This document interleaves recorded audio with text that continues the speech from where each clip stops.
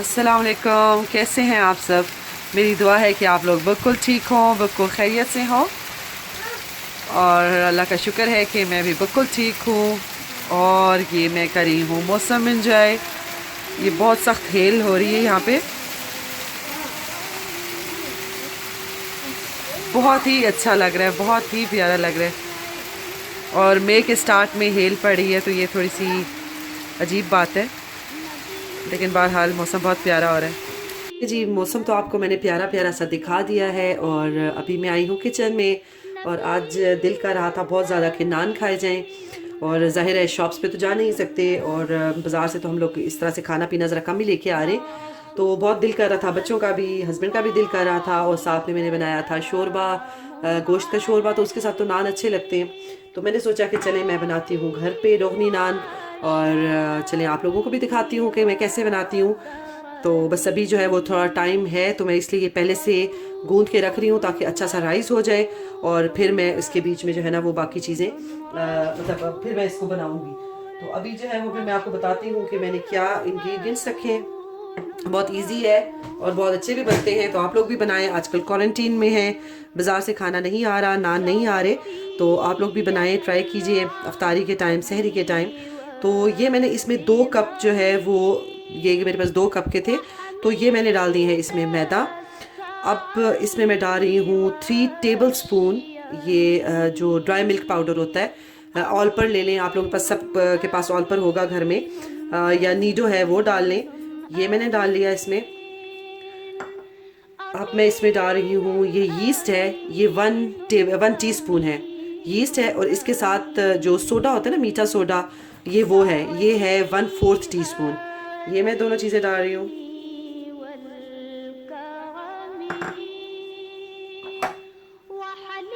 साथ पे ये रूम टेम्परेचर पे मैंने रखा हुआ था योगर्ट, ये 1 टेबल स्पून है, ये मैं डाल दूंगी बीच में। मेक श्योर कीजिएगा कि ये रूम टेम्परेचर पे हो, क्योंकि अगर ये ठंडा होगा तो ये अच्छे से राइज नहीं करेगा हमारी डो को। साथ में मैंने ये ली है शुगर, 1/2 टीस्पून मैंने लिया है सॉल्ट, और 1 टीस्पून मैंने ली है शुगर, ये भी मैं डालूंगी। शुगर जो है वो यीस्ट को हेल्प करती है राइज होने में। इन सब चीज़ों को मैं कर लेती हूँ अच्छे से मिक्स। और यहाँ पे मैंने ये ल्यूक वार्म नीम गर्म पानी, ये सॉरी दूध रखा हुआ है, ये अब मैं इससे डालूंगी थोड़ा थोड़ा करके, और देखते हैं कि कितने से ये गूंदी जाएगी। इसका कोई अंदाज़ा नहीं है, बस मैंने अंदाजे से रख दिया इसमें, और मैं अब इसको नीट करती हूँ और फिर आपको दिखाती हूँ। इसके हमें बहुत ज़्यादा सख्त डो नहीं गूंदनी है, थोड़ी सॉफ्ट डो ही गूंदनी है ताकि वो अच्छे से राइज हो जाए। ये मैं इसको थोड़ा थोड़ा सा दूध डालती जा रही हूँ नीम गर्म, और साथ साथ मैं इसको गूंदती जा रही हूँ। ये देखिए मैंने इसमें दूध डाल लिया है, और मेरा तकरीबन ये इतना सा दूध बचा है 1 कप में से। और इसको मैं 2 मिनट के लिए अच्छे से मिक्स करूँगी ताकि सारी चीज़ें अच्छे से मिक्स हो जाएं, और फिर आपको दिखाती हूँ कि आगे मैं क्या करूँगी। और यहाँ पे मैंने, ये देखिए मेरे हाथ के साथ ये कितना चिपक रहा है, ये ऐसे ही होना चाहिए। और यहाँ पे मैंने रखा हुआ है 1 टेबल स्पून मेल्ट कर के रखा हुआ है बटर।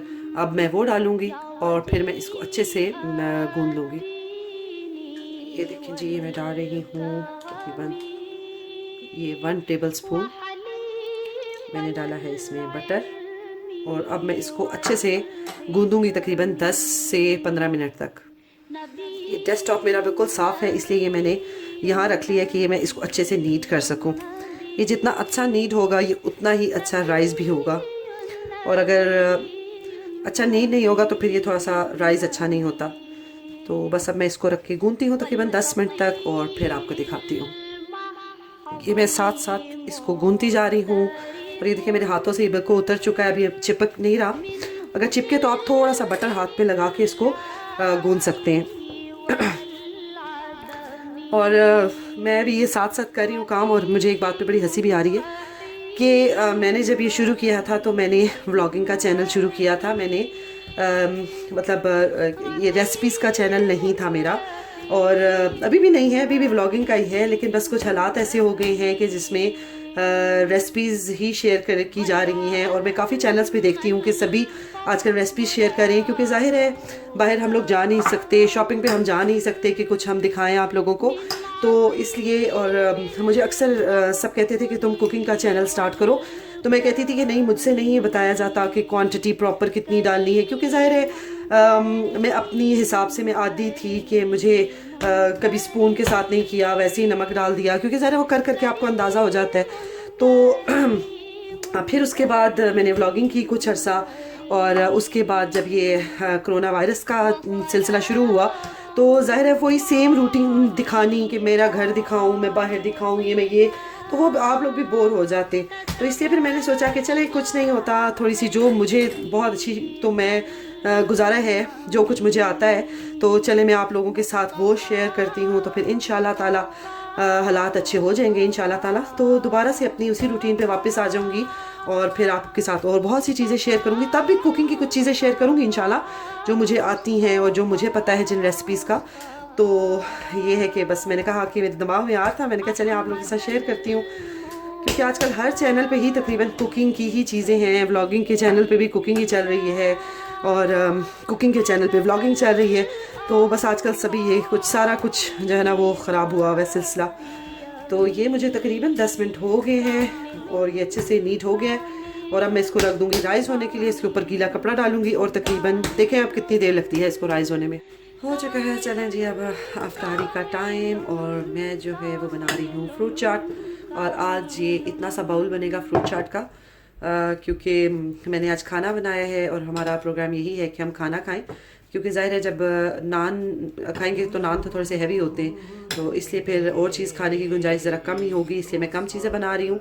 और टू बी ऑनेस्ट कि जब चीज़ें कम बनानी हो तो फिर तो एकदम से टाइम ही टाइम निकल आता है, वरना तो इस टाइम हैसल पड़ी हुई होती है कि जल्दी जल्दी चीज़ें सारी कंप्लीट की जाएँ और सारी चीज़ें बनाई जाएँ।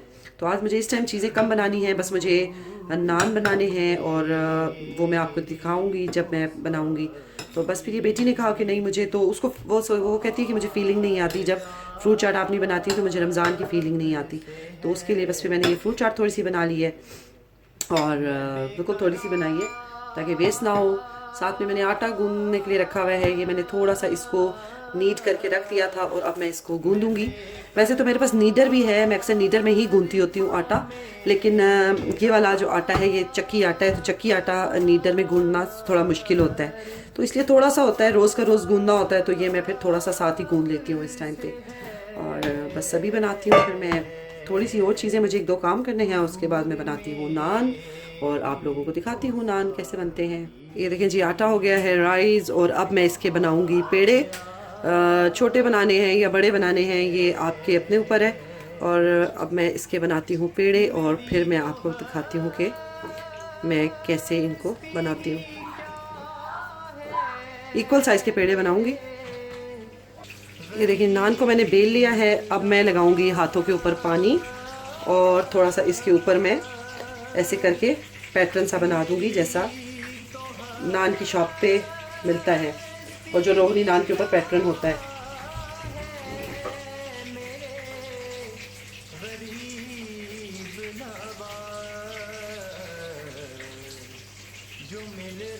आपका दिल है तो आप थोड़ा बड़े साइज़ का भी बना सकते हैं, मैंने जो है वो मीडियम साइज़ का तकरीबन बनाया है।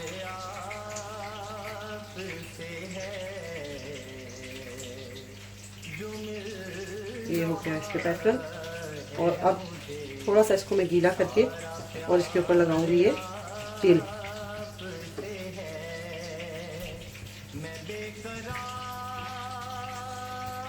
मैं इसको करने लगी हूँ तवे के ऊपर, और उसके बाद मैं इसको रखूँगी अवन के बीच में। एक साइड से मैं इसको करूँगी तवे पे, आपको दिखाती हूँ कि मैं कैसे एक साइड से इसको करती हूँ तवे पे।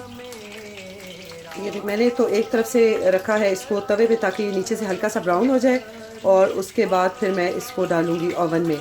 अगर आपके पास ओवन नहीं है तो आप तवे पे भी इसको पका सकते हैं इसी तरीके से, नीचे पानी लगा के। और क्योंकि मेरे पास ये वाला स्टोव है इसमें फ्लेम नहीं है, वरना मैं आपको वो भी करके दिखाती, और उस तरीके से भी आप आराम से बना सकते हैं घर में। ये देखिए नीचे से ये हो गया, और अब मैं इसको रखूँगी ओवन में।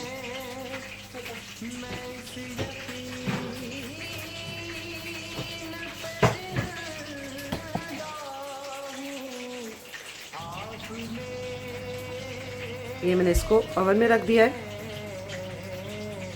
अब ये जब तक मैं इसको निकालूंगी नहीं जब तक कि गोल्डन ब्राउन नहीं हो जाता। ये देखें जी, मैं बना रही हूँ यहाँ पे दूसरा, और ये ओवन से निकल आया है और ऊपर मैंने थोड़ा सा इसके बटर लगा दी है। और आप देखें कि ये होममेड रोगनी नान रेडी है बिल्कुल। और आजकल जबकि बाज़ार से हम नहीं ले सकते, क्वारंटीन में है, तो आराम से आप घर में बनाएं और इसको एंजॉय करें। और ये बिल्कुल आपको बाहर वाले रोगनी नान का ही मज़ा देंगे। और अभी जो है मैंने ओवन को जो है वो मैंने प्री हीट कर दिया था तकरीबन आधा घंटा पहले। और अब जो है वो मैं दूसरा बनाती हूँ और वो भी आपको दिखाती हूँ। इसी तस्वीर खींचती हूँ।